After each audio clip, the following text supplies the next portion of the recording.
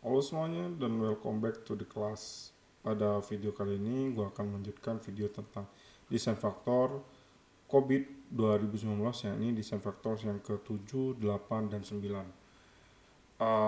Untuk video kali ini gue langsung aja ya arahkan ke worksheetnya agar. Nah, untuk video kali ini gue akan langsung nyentuh ke worksheet desain factors agar begini dan bisa jelas aja. Jadi, nah, yang pertama itu di desain factors yang ketujuh ada empat empat jenis. Yang pertama itu support. Jadi memandang aplikasi atau sistem yang baru itu sebagai supporting system gitu loh. Supporting system tuh maksudnya ya tidak menjadi bagian dari core bisnis itu sendiri. Jadi memang memang ini masih masih bersifat support aja gitu loh. Misalkan aja dalam dalam keseluruhan nih masih bisa persentase di 25 sampai 30% aplikasi itu bisa mengcover core bisnis dari perusahaan itu. Lalu yang kedua itu factory. Factory itu artinya secara role, secara peran itu IT yang dimana aplikasi atau sistem itu sudah digunakan secara dalam skala yang lebih besar. Artinya antar departemen, antar unit itu sudah ada interaksi dan komunikasi. Misalkan saja antara departemen HR dan juga departemen keuangan itu finance itu saling bisa terintegrasi paling enggak untuk urusan payroll management misalkan seperti itu. Atau turnaround ini maksudnya sudah menyeluruh, artinya seluruh kaitannya dengan core business itu sudah menggunakan teknologi tersebut gitu loh. Jadi misalkan di dalam perusahaan manufacturer itu peran serta enterprise resource planning itu jadi sudah diimplementasikan di semua bagian, material management, purchasing, terus kemudian inventory dan lain sebagainya itu sudah dalam satu satu kesatuan gitu. Sales juga sama. Lalu kemudian kalau strategik berarti itu bahwa IT itu sudah role of teknologi itu sudah menjadi tulang punggung daripada proses bisnis tadi, jadi nggak bisa dipisahkan. Ya paling jelas misalkan aja itu di dalam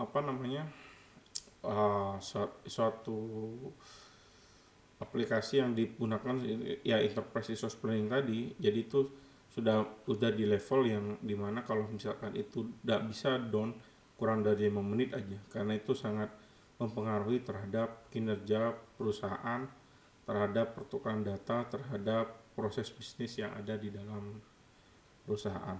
Jadi itu perbedaannya. Nah, semakin semakin dalam, semakin tinggi ya semakin maka dia akan dari mulai level cuman support sebagai support sampai level strategis gitu loh.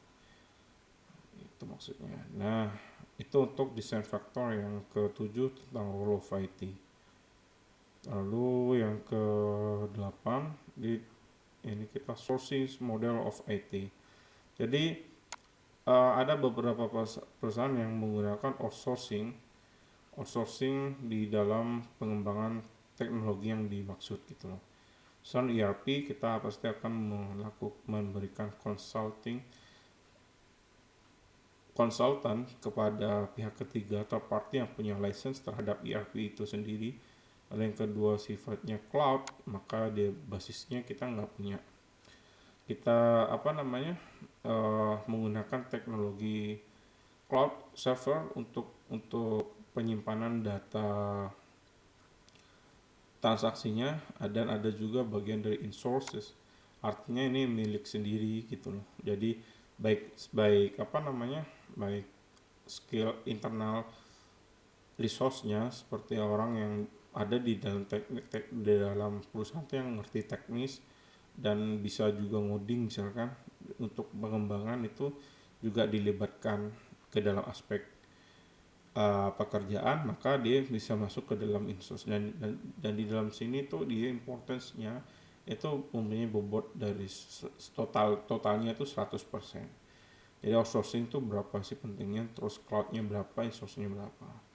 Termasuk dedicated server tuh masuk dalam insource ya. Terus kemudian untuk yang